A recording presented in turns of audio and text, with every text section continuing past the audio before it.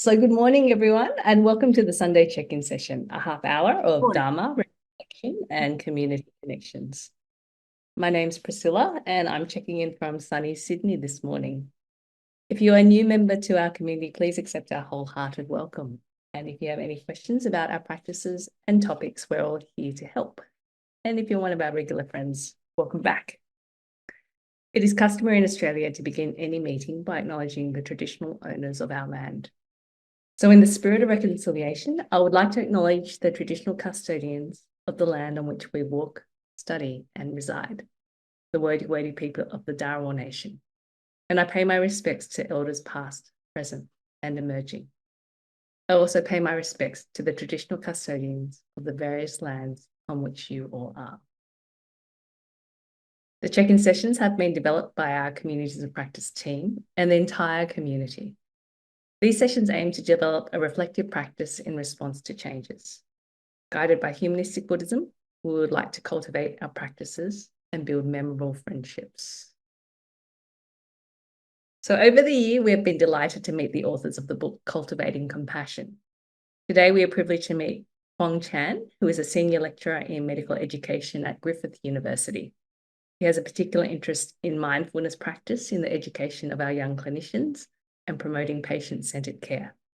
Kwong co-authored the chapter on the role of humanistic Buddhism in improving the response of modern medicine to contemporary challenges. Please welcome Kwong. Hello, everyone. So Priscilla, when you say please welcome Kwong, I was expecting people to either clap their hands or do the hand gesture of hand clapping, but that's fine. Yeah, I thought I missed my cue. So I'm just going to quickly share my presentation, and then we can go from there. So I guess the first important question is why did we write that chapter, and what is the aim of that we're trying to achieve? So I guess when I was first being approached, thank you, Reverend Joey, for giving me the opportunity. By being a humanistic Buddhist practitioner for over 40 years now, I became the follower of the master in 1984 when I was 13. So for over 40 years of practice, it's always been what I wanted to do is to integrate what we know about humanistic Buddhism pretty much in my everyday work. And I was really lucky to be a medical educator for up to nearly 17 years now.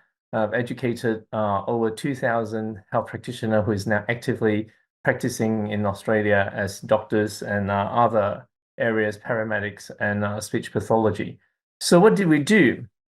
When we look at the chapter, the first thing is we want to understand what do we mean by humanistic Buddhism, which you all would have known. So what is taught by the Buddha, needed by humanity, what is pure, virtuous, and beautiful. And how do we link that to what we want to achieve?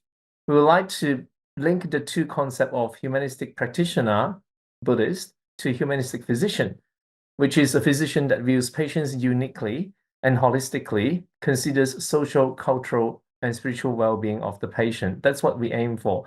And I'm really fortunate to have the opportunity to actually develop teaching modules and teaching approach that is following contemplative pedagogy to bring awareness of students into the contemplative space. Because the students that we get, they're all really smart. They're high performers. Their ATA score is 99.8. And what I keep telling the students that if you still rely on the ability of you to memorize and hold information into your future practice, that's arrogance, because everything is on the internet.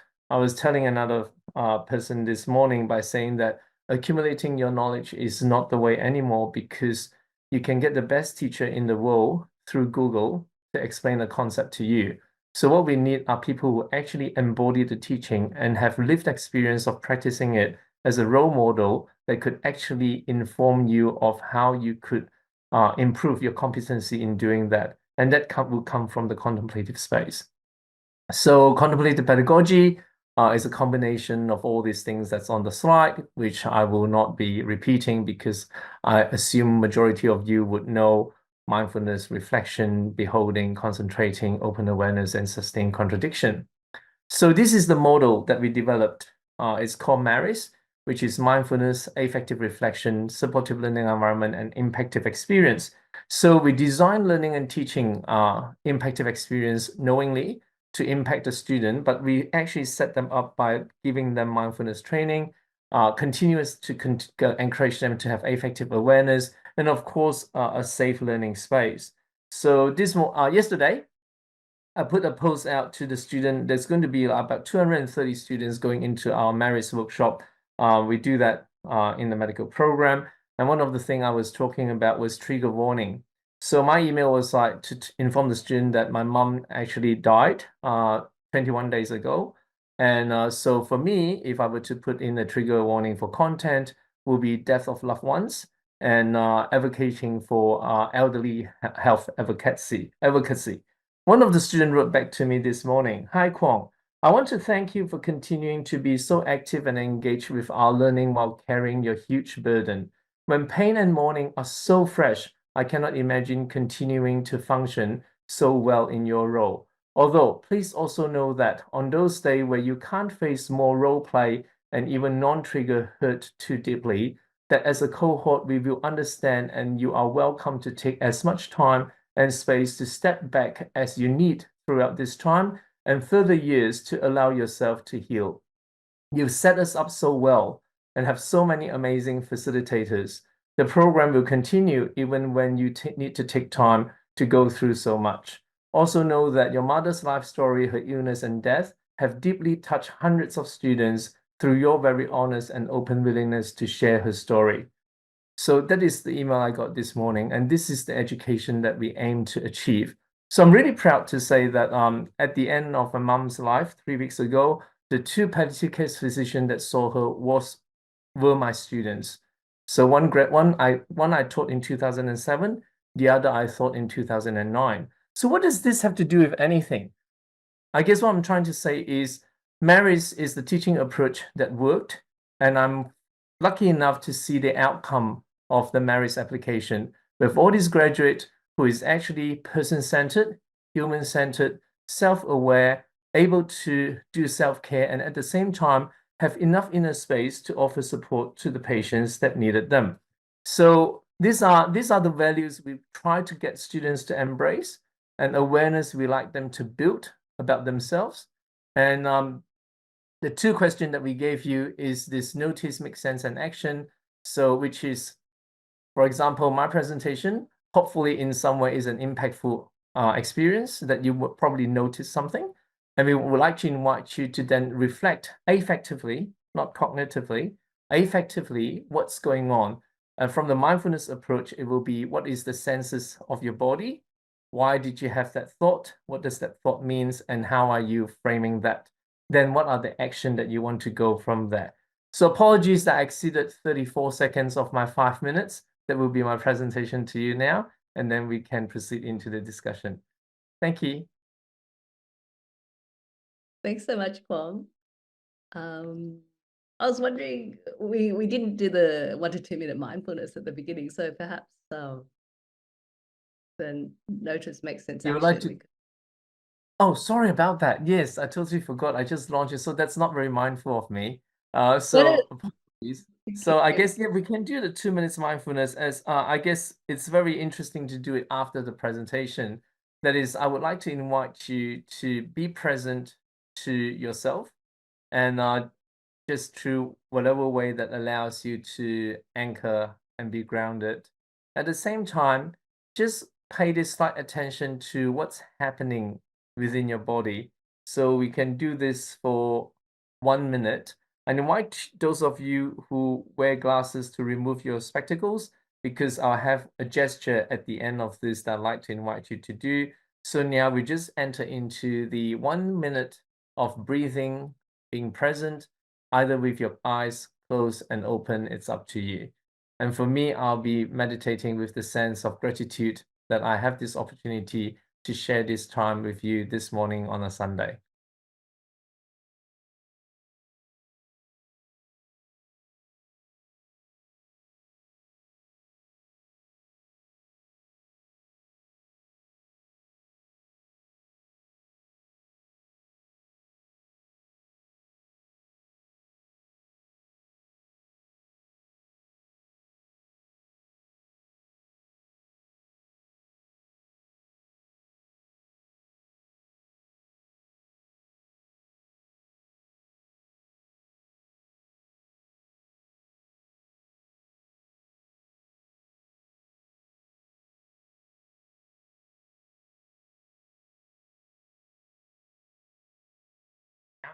all of you to close your eyes. Bring your palms together and start rubbing it to generate heat. Definitely what I need now in Brisbane because this morning is really chilly. Just rub your palms until you can feel that that's reasonable warmth in your palms. And then you put your palms on your closed eyes. Take a deep breath and breathe in that warmth. On your out breath, remove your palms and open your eyes. Thank you very much for your time. Thank you so much, Kwong. It's really interesting learning about the type of position where we're trying to educate and build, and this notice makes sense action type of teaching you have for us here. So now we'll be placing groups of 3 to 4 to share and discuss. So in the discussion, we recommend you spend some time getting to know each other and then discussing the questions. So Kwong would like us to just reflect on how we feel about the content shared and why. So any of the points that Kwong made, and perhaps this slide that's up on the screen as well. And what action will you take to apply what you've learned, and what are the obstacles? So there will be some Zoom notifications to guide you, but feel free to let the flow of the discussions guide you as well. Our sessions are guided by metta, which is unconditional love and kindness for all sentient beings. Let's use these breakout sessions to express and receive loving kindness to and from one another. Take time to pause, share, and to listen. We'll also ask you to share some of your findings with a larger group at the end of the breakout. But for now, let's go to the rooms for some rich and nourishing discussions. I'll see you all back in about 12 minutes.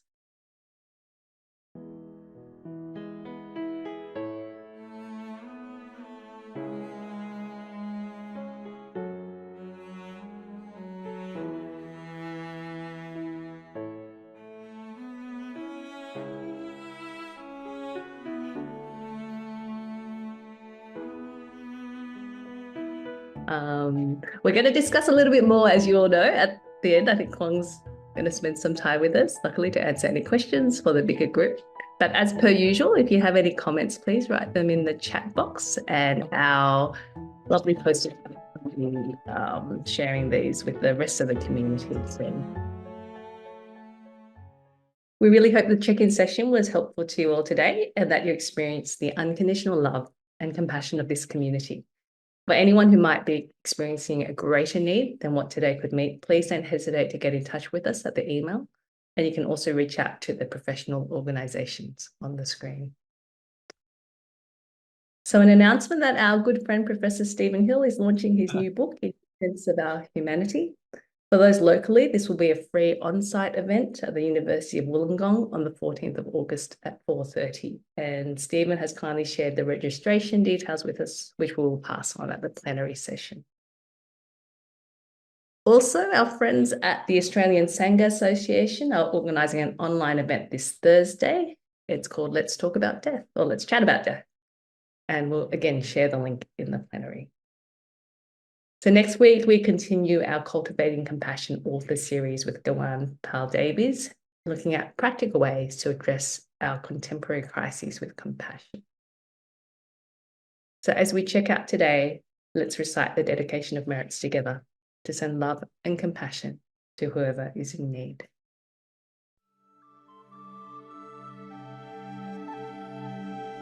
Let us now dedicate the goodness of what you have done to all living beings. May kindness, compassion, joy, and equanimity pervade all worlds. May we cherish and build affinities to benefit all beings. May Chan, Pure Land, and precepts inspire equality and patience. May our gratitude and humility give rise to great vows.